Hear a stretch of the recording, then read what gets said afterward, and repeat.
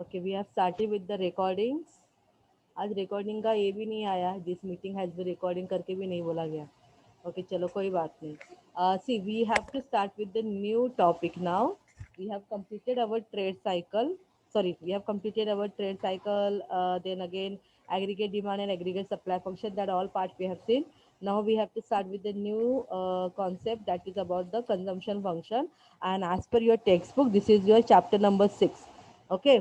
So what exactly the consumption function, that we will going to see first, and then later on, like which are the factors that affects the consumption function. Okay, so today is not a big topic. Today is very small topic. It is only on the factors affecting consumption function. What exactly we have to study in this chapter? We have to see like what is consumption function. Then again, which are the factors affecting the consumption function, and then diagrammatically we have to show like what exactly the consumption function works. Okay.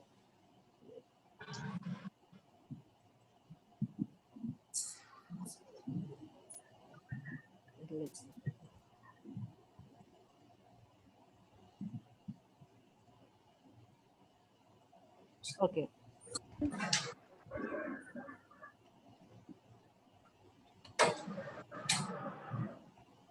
ये 2020-21 निकल last year का है. अभी उसको arrays करो चलो जल्दी से Dinesh. Erase it. Okay. See here the introduction. Huh? Keynes' analysis of the consumption function is a major landmark in the history of doctrine. Keynes' invention of the consumption function is perhaps the single most important contribution of Keynes to modern microeconomics. According to the principle of consumption function, employment can increase only with an increase in investment unless there is a change in the propensity to consume. Okay. So what exactly you have understood through the introduction? This consumption function concept has been given by the Keynes. ठीक है, Keynes ने ये बनाया हुआ concept है consumption function. उसने ये concept में ये बताया है कि माइक्रो इकोनॉमिक्स में when we are talking about the aggregate demand, aggregate supply, when we talk about the national income and all those things. So among all those factor or the concept, the most important one is the consumption function, because as per the consumption only demand will going to increase, and as you all know, demand is the one thing like which will going to affect all over the aggregate economic activity. So demand सबसे important है. So demand होने के लिए, demand economy में create करने के लिए we should consume the commodities. इसके लिए consumption function, consumption बहुत important होता है. Okay. Then again, what he said, according to principle of consumption function, employment can increase only with an increase in investment unless there is a change in the propensity to consume. मतलब यहाँ पे क्या कहा गया है कि अगर हमें कंट्री में एम्प्लॉयमेंट को बढ़ाना है, एम्प्लॉयमेंट को बढ़ाना है तो उसके साथ में इन्वेस्टमेंट भी बढ़ना चाहिए. लेकिन इन्वेस्टमेंट कब कौन करेगा? जब लोगों के कंजम्पशन पैटर्न में चेंज होगा उस टाइम पे. Okay, means the people should consume. If the people are consuming, then only entrepreneur will going to invest. तभी वो कुछ नया प्रोडक्शन करेगा. अगर वो प्रोडक्शन करेगा तो एम्प्लॉयमेंट अपॉर्चुनिटी क्रिएट होगी. So therefore, as per this consumption function analysis, according to the case, if you really wanted to thinking about increasing the employment level, so उसके लिए इन्वेस्टमेंट बढ़ाओ. इन्वेस्टमेंट कब बढ़ता है? Because of consumption only the investment consume propensity to consume की वजह से investment बढ़ेगा. ये नेक्स्ट स्लाइड पे बहुत स्लोली जा रहा है, wait.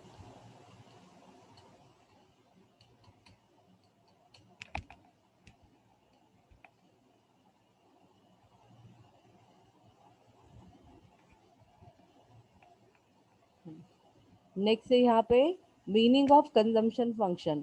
The consumption function shows the relationship between income and consumption. अभी ये ध्यान में रखो, कंजम्पशन फंक्शन बेसिकली बेसिकली क्या होता है?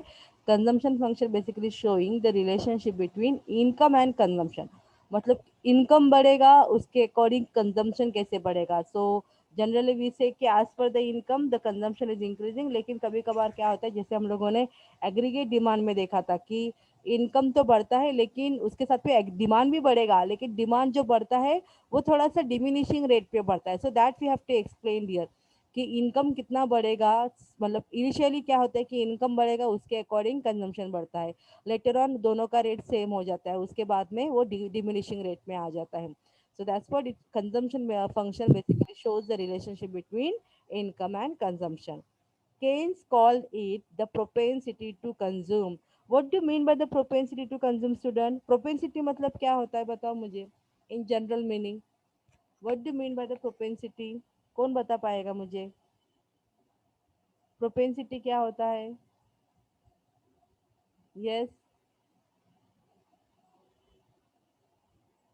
एक सिंपल मीनिंग में बता दो, कोई बात नहीं, सिंपल. प्रोपेंसिटी, यहाँ पे हम लोग बात करें प्रोपेंसिटी टू कंज्यूम. प्रोपेंसिटी मतलब क्या होता है कि एक लेवल, हम लोग कितना लेवल तक, कितना हमारा इंटेंशन है कंजम्पशन करने का, this is called propensity to consume. ठीक है, मतलब कंजम्पशन जो रहेगा, सॉरी, कंजम्पशन फंक्शन जो रहता है, it will be depend upon our intensity to consume. जो अपना लेवल ऑफ इंटेंसिटी है कंजम्पशन करने का, उसके अकॉर्डिंग इनकम एंड कंजम्पशन एक दूसरे को अफेक्ट करते हैं. तो अगर भले तुम्हारा इनकम कम रहेगा but you are having that intention कि नहीं, मतलब इंटेंशन बोल सकते हैं, या फिर तुम्हारा जितना इंटेंसिटी है खर्चा करने का, तो भले ही इनकम तुम्हारा कम रहेगा पर फिर भी तुम लोग उससे ज़्यादा कंजम्पशन कर सकते हो. लेकिन किसी किसी का इंटेंसिटी बहुत कम रहेगा, अगर कोई कंजूस रहेगा तो भले उसका इनकम बढ़ता रहेगा but he will not going to have any intensity to consume, तो वो कंज्यूम नहीं करेगा. सो इट मीन्स व्हाट, या प्रोपेंसिटी मतलब हमारा इंटेंसिटी कितना है कंजम्पशन करने का, that will be affecting your consumption function here. It shows the functional relationship between the two aggregate, that is total consumption and the gross national income. ठीक है, तो ये बेसिकली कौन से इसमें दो फंक्शनल रिलेशनशिप दिखाता है. Two aggregates basically they are total consumption and the national income. As we are thinking from the macroeconomic point of view, so we cannot say about the individual income, we can say the total consumption and the gross national income. Then if you have to show it symbolically, then how we are going to express here? C stand for your consumption, F for functional relation, and Y for income. So your consumption will be depend upon income. So your consumption will going to have the functional relationship with the income. This is what the meaning of your equation. Equation is clear to you, student? Yes or no? Hmm? Yes, ma'am. Okay. Now next here. अभी हम लोग बात करेंगे कि factors affecting consumption function. So they have been given two category. One is the subjective factor and another one is the objective factor. Now subjective factor, it means what exactly? This is your psychological concept कि psychology के हिसाब से लोगों का psychology क्या है, उसके according their consumption will going to get affected. And your objective, it means what? Objective factor में क्या आता है कि इकोनॉमी में क्या चेंजेस होता है, पॉलिसीज में क्या चेंजेस होता है. सो इकोनॉमिकल चेंजेस के अकॉर्डिंग कंजम्पशन भी चेंज होगा लोगों का, या फिर वी कैन से इकोनॉमी का. So first we will start with the subjective factor. The first one यार, द मोटिव ऑफ प्रिकॉशन. अभी आप लोग मुझे बताओ, अगर तुम्हारा प्रिकॉशन का मोटिव ज़्यादा है, प्रिकॉशन के लिए पहली बात तो प्रिकॉशन का आपको प्रिकॉशन मतलब क्या कि इमरजेंसी सिचुएशन, इमरजेंसी में हमें अगर पैसों की ज़रूरत पड़ेगी तो उसके लिए सेविंग करते हैं हम लोग. So that way we are taking the precaution. Now you tell me student कि अगर अगर मेरा इंटेंसिटी प्रिकॉशन करने का ज़्यादा है, मेरा साइकोलॉजी प्रिकॉशन के लिए पैसा रखने का ज़्यादा है, तो मेरा कंजम्पशन पैटर्न कैसे रहेगा, ज़्यादा रहेगा या कम रहेगा? टेल मी यार, वर्ड कम कॉल से. अगर मैं प्रिकॉशन कम रहेगा मैम. ज़्यादा रखती हूँ तो मेरा कंजम्पशन पैटर्न कैसा रहेगा? यस, कम. ओके, कंजम्पशन पैटर्न कम रहेगा. Very good. ठीक है, तो मेरा कंजम्पशन पैटर्न वहाँ पे कम रहेगा. So this is what your motive of precaution, मतलब जितना ज़्यादा तुम लोग पैसा बचाना चाहोगे फ्यूचर के लिए या फिर प्रिकॉशन के लिए, उतना तुम्हारा कंजम्पशन भी कम होता रहेगा. And then you will say कि मैम लेकिन इनकम बढ़ेगा तो, लेकिन अगर इनकम भी बढ़ेगा और फिर भी तुम्हारा इंटेंसिटी वैसा ही है, तुम्हारा प्रोपेंसिटी टू कंज्यूम वैसा ही है कि नहीं मुझे प्रिकॉशन के लिए पैसा रखना है, so at that time also you will going to have the less consumption. Okay. The motive of foresight, यहाँ पे फोरसाइट मतलब क्या होता है कि जैसे हम लोग देखो फ्यूचर नीड्स के लिए फोरसाइट करना, मतलब फ्यूचर में मुझे किन चीज़ों के लिए पैसों की ज़रूरत पड़ सकती है. जैसे अगर मैं बात करूँगी कि शायद मेरे ओल्ड एज के लिए मुझे पैसा रखना है, या फिर मेरे बच्चों का एजुकेशन है तो मुझे उसके लिए पैसा रखना चाहिए, देन फैमिली में किसी का शायद मतलब मेरे बच्चों का शायद शादी वगैरह रहेगा, तो उसके लिए मुझे पैसा जमा करना है. If we will going to have this kind of a motive of foresight, तो कंजम्पशन क्या रहेगा, कम रहेगा, ज़्यादा रहेगा? बताओ student. Yes, will it be less और मोर? अगर मैं फ्यूचर के बारे में ज़्यादा सोचती हूँ कि फ्यूचर में मुझे ये चीज़ों के लिए खर्चा आ सकता है, मतलब मेरा ओल्ड एज आने वाला है, मेरे बच्चों की शादी होने वाली है, देन उनके एजुकेशन के लिए पैसा चाहिए, तो उस टाइप पे कंजम्पशन क्या रहेगा, कम रहेगा, ज़्यादा? तुम लोग कुछ बोल रहे कम हो? रहेगा मैम। हाँ. कम रहेगा मैम, ओके. कम। कम रहेगा. नहीं, मुझे ऐसा लग रहा है कम कि तुम रहेगा। लोग शायद बोल रहे हो, लेकिन मुझे सुनाई नहीं दे रहा किधर क्या गड़बड़ है, क्या टेक्निकल है, ऐसा मैं देख रही थी. हाँ, यस, इट विल बी. हाँ मैम, आपकी आवाज बहुत ब्रेक हो रही है। मेरी आवाज़ ब्रेक हो रही है बहुत ज़्यादा? सबको सबको ऐसा ही हो रहा है कि बस एक कोई इशू हो रहा है? No ma'am. ठीक से आ रही है ना? ओके. Yes ma'am. हाँ. नेक्स्ट है द मोटिव ऑफ कैलकुलेशन. अभी कैलकुलेशन मतलब क्या होता है कि it is basically desire to enjoy a larger income at a future date by way of interest and the appreciation. मतलब मोटिव ऑफ कैलकुलेशन मतलब तुम लोग बोल सकते हैं क्यों, कि शायद जो पैसा है तुम्हारे पास, तो आपको वो पैसा आगे जाके उसको बढ़ाना है, मतलब इंक्रीज करना है फ्यूचर में.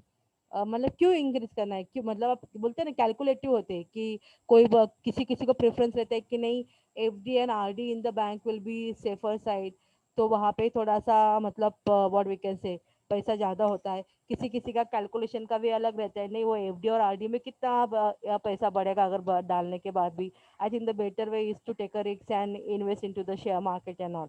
ऐसा हर एक का अपना अपना कैलकुलेशन लेवल रहता है. अभी आप लोग मुझे बताओ मोटिव ऑफ कैलकुलेशन, अगर तुम लोगों का ऐसा कैलकुलेशन रहेगा, then what will happen with your consumption? Tell me. Calculation मतलब क्या होना है कि कम फ्यूचर में. रहेगा। हाँ. Interest okay. और कंजप्शन कम रहेगा। हाँ, इनकम के पॉइंट ऑफ व्यू से हम लोग कंजम्पशन कम करेंगे. ये शायदा नूर ने लिखा है कि फोरसाइट नहीं समझा. शायदा फोरसाइट मतलब हम लोग फ्यूचर के बारे में ज़्यादा सोचते हैं कि फ्यूचर के लिए मुझे पैसा चाहिए, तो फ्यूचर के लिए पैसा चाहिए किस चीज़ के लिए, तो शायद ओल्ड एज के लिए चाहिए रहेगा, या फिर शादी के लिए, या फिर एजुकेशन के लिए पैसा चाहिए रहेगा. तो वो सब पैसा जमा करने में हम लोग लग जाते हैं, और अपना जो कंजम्पशन है वो हम लोग कम कर देते हैं. ओके. इसके लिए मोटिव ऑफ फोरसाइट की वजह से, अगर वो मोटिव ज़्यादा रहेगा तो कंजम्पशन कम रहेगा. द मोटिव ऑफ कैलकुलेशन, जैसे अभी अनिश ने बताया कि हम लोग ज़्यादा इनकम के बारे में सोचेंगे, तो वहाँ पे हम लोग पैसा खर्च करने की बात नहीं करेंगे, वहाँ पे हम लोग पैसा सेव करने की बात करेंगे, so that we will going to get the higher that what we can say that money in excess amount with the by adding the rate of interest, या फिर किसी और जगह पे इन्वेस्टमेंट करके. ओके. नेक्स्ट है द मोटिव ऑफ इंडिपेंडेंस. अभी independence में क्या होता है, it is a desire to enjoy a sense of independence and the power to do things. अभी आप लोग मुझे बताओ, इंडिपेंडेंस मतलब आपको एंजॉय करना है इंडिपेंडेंस को, किसी के ऊपर डिपेंड नहीं रहना है, खुद के लिए उतना कैपेबिलिटी आपको रखना है कि ये सब सारी चीज़ें मैं खुद कर पाऊंगा. अगर ऐसा आपका एटीट्यूड रहेगा, then what will happen with the consumption? बताओ सुन, क्या लगता है आप लोगों को? The rate motive. कम रहेगा। हाँ. Yes Anish. Consumption will be low. Consumption consumption will be कम रहेगा। Low. Yes. Motive of independence मतलब आपको ऐसा लगता है कि मैं, अगर फ्यूचर में ये सिचुएशन आता है या फिर कभी भी कुछ होता है, तो मेरे खुद के पास उतना पैसा होना चाहिए, मुझे किसी के सामने पैसा मांगने की ज़रूरत नहीं पड़नी चाहिए. If we will going to have that kind of attitude, then definitely हम लोग बहुत अलर्ट करके पैसे को खर्च करते हैं, और इसके लिए अपना कंजम्पशन हम लोग पॉसिबल होता है वहाँ पे कम कर देते हैं. So if will going to have the motive of independence, तभी भी अपना खर्चा मतलब कंजप्शन कम ही रहेगा. Now the next one here, the motive of enterprise. Now what is that? It is a desire to secure sufficient wealth to carry out speculative and business project. देखो, the motive of enterprise मतलब यहाँ पे क्या होता है कि तुम्हें अपना जो तुम्हारे पास जो पैसा है उसको तुम्हें सिक्योर रखना है. क्यों सिक्योर रखना है? Because for the speculative purpose, और we can say for the business project. मतलब तुम्हें कोई बिजनेस स्टार्ट करना है, उसके लिए अभी तुम्हें ऐसा तुम्हारा इंटेंशन है कि नहीं मुझे अपना खुद का कोई बिजनेस स्टार्ट करना है, तो बिजनेस स्टार्ट करना मतलब ऑब्वियसली वहाँ पे फंड की जरूरत पड़ेगी। तो फंड की जरूरत पड़ेगी तो खर्चा करोगे तो कहाँ वो पूरा फंड चला जाएगा। Then what you will going to do here. और स्पेकुलेटिव का मीनिंग क्या होता है कि आगे फ्यूचर में कुछ मुझे एडवांटेजेस मिल सकता है क्या। स्पेकुलेटिव जैसे हमारे घर पे कैसे रहते हैं कि गोल्ड का प्राइस आगे जाके कम होने वाला है, हाँ चलो तो अभी के लिए अभी से पैसा जमा करके रखो, सो दैट जब वो कम होगा ना उस टाइम पे we can purchase the gold. That is called speculative motive. ठीक है। तो जब अपना ऐसा मोटिव रहता है स्पेकुलेशन या फिर एंटरप्राइजेस के पॉइंट ऑफ व्यू से, तो हम लोग क्या करेंगे स्टूडेंट बताओ मुझे। what will how it will going to affect the consumption will be low or the higher? low, Yes, it will be low। low consumption will हाँ, नेक्स्ट है It यहाँ will पे। become low. यस, नेक्स्ट है the motive of pride. Motive of pride मतलब क्या, it is a desire to bequeath a fortune. मतलब यहाँ पे मोटिव ऑफ प्राइड मतलब तुम्हें ऐसे खुद को ग्रेट दिखाना है कि मेरे पास ये है, मेरे पास वो है, मतलब मैं सबसे अमीर हूँ। तो इसके लिए तुम्हें like what will going to happen here with the consumption, tell me. Consumption कम रहेगा या फिर ज्यादा रहेगा? हाई रहेगा ma'am. Consumption will be high because you want to showcase yourself कि मेरे पास कितना पैसा है और मैं क्या क्या खरीद सकता हूँ करके, सो that way your consumption will be very high. लेकिन कंजूस लोगों के लिए कंजम्पशन कैसा रहेगा, इनकम कितना भी बढ़ेगा फिर भी कंजम्पशन कैसा रहेगा, बताओ मुझे। कंजूस लोगों के लिए कंजम्पशन कैसा रहेगा, इनकम ज्यादा रहेगा फिर भी कम लो रहेगा? रहेगा Come. मैम। हाँ, it will be low. Yes. तो अपने क्लास में कौन कंजूस है ऐसा, कोई है क्या? लेकिन तुम लोग तो एक दूसरे को जानते भी नहीं रहोगे अभी तक, है ना, कोई मिला भी नहीं रहेगा, इसके लिए तुम लोग को पता नहीं रहेगा कौन कंजूस है करके। अगर ये साल में कॉलेज स्टार्ट हो जाएगा तो जब मैं मिलूंगी तो मुझे बता देना कि कौन कंजूस निकला तुम्हारे क्लास में। ओके। यस सर नो, या नई क्लास में? Yes, ma'am. Okay. Now the next one here objective factors. अभी हम लोग इकोनॉमिक के पॉइंट ऑफ व्यू से बात करेंगे कि अगर सब्जेक्ट मतलब हम लोग पूरे साइकोलॉजी के बारे में सोचा कि लोगों का अगर थिंकिंग ऐसा रहेगा then it will going to happen with them. Now objective मतलब क्या होता है कि ये तो पूरा मतलब इकोनॉमिकल चेंजेस हम लोग इसको इन शॉर्ट कह सकते हैं। So first one here change in the wage level. Change in the wage level मतलब यहाँ पे we can say real income की बात करो, जस्ट सैलरी की बात मत करो। बोलने के लिए तो सैलरी सीटीसी वगैरह बहुत ज़्यादा रहता है। कोई बोलेगा मेरा मुझे वो कंपनी 20,000 का ऑफर कर रहा है, लेकिन 20,000 के बदले वो 15,000 ही हाथ में देता है। ठीक है, तो हम लोग रियल इनकम के बारे में बात करेंगे कि एग्जैक्टली हाथ में कितना इनकम आता है। तो changes in the real income, अगर किसी का रियल इनकम इंक्रीज होता है, so what will going to happen with the consumption. Consumption बढ़ेगा उस टाइम पे या कम रहेगा? Yes, ma'am. It will also increase. Yes, it will also, बढ़ेगा ma'am. yes, it will increase here. Now the next one here, windfall gains और losses। यहाँ पे उन्होंने कहा है कि गेन्स मतलब प्रॉफिट के वजह से या फिर लॉसेस के वजह से भी शायद कंजम्पशन अफेक्ट कर सकता है। चलो प्रॉफिट मिल गया, what will happen with the consumption? Increase. Increase. Loss हो गया तो कम हो जाएगा। Decrease. Now next one here changes in the fiscal policy. अभी आप लोग मुझे बताओ जल्दी से, चलो फिस्कल पॉलिसी कौन डिसाइड करता है, आरबीआई करता है या फिर गवर्नमेंट करता है? Government of India. गवर्नमेंट करता है। ठीक है, तो गवर्नमेंट ऑफ मैं इंडिया। ऐसा अज्यूम कर रही हूँ कि गवर्नमेंट ने एक्सपांशनरी फिस्कल पॉलिसी अडॉप्ट किया। एक्सपांशनरी फिस्कल पॉलिसी अडॉप्ट किया मतलब उसने क्या किया, गवर्नमेंट ने लोगों के हाथ में पैसा देना स्टार्ट किया। किस फॉर्म में देता है बताओ मुझे स्टूडेंट। गवर्नमेंट को अगर पब्लिक को पैसा देना है तो वो किस फॉर्म में लोगों को पैसा देगा, क्या करेगा लोगों के पास पैसा? वेलफेयर स्कीम, हाँ scholarship, welfare scheme. Very good. तो मतलब स्कॉलरशिप का अमाउंट बढ़ाएगा, उनका सैलरीज बढ़ा देगा, पे कमीशन लेके आएगा ना वैसे। और फिर we can say unemployment allowances बढ़ाएगा, ओल्ड एज पेंशन बढ़ाएगा। अच्छा बोलो, फिर अभी एक्सपांशनरी फिस्कल पॉलिसी किया, then what will happen with the consumption pattern, बताओ। इंक्रीज। इंक्रीज। Increase. इंक्रीज। अभी आप लोग मुझे बताओ कि गवर्नमेंट जब कॉन्ट्रैक्शनरी फिस्कल पॉलिसी अडॉप्ट करता है, कॉन्ट्रैक्शनरी मतलब क्या कि लोगों के पास से पैसा ले लेता है। पहले मुझे ये बताओ कि लोगों के पास से गवर्नमेंट कैसे पैसा ले सकता है, किस फॉर्म में लेता है? Tax. Yes, by taxes. By taxes. मतलब जब कॉन्ट्रैक्शनरी वो अडॉप्ट करता है उस टाइम पे टैक्सेस बढ़ा देता है। तो टैक्सेस बढ़ने के वजह से लोगों के पास पैसा कम होगा या ज्यादा होगा? कम होगा। Increase. Yes. So what will going to happen with the consumption? Consumption will again going to Reduce. decrease here. Okay. Now the next one here, changes in the rate of interest. अभी rate of interest में change हुआ है. अभी okay, rate of interest में change हुआ है. So here we can say this is from the monetary policy point of view. Monetary के policy की हम लोग बात करें. Now we are not talking about the fiscal policy.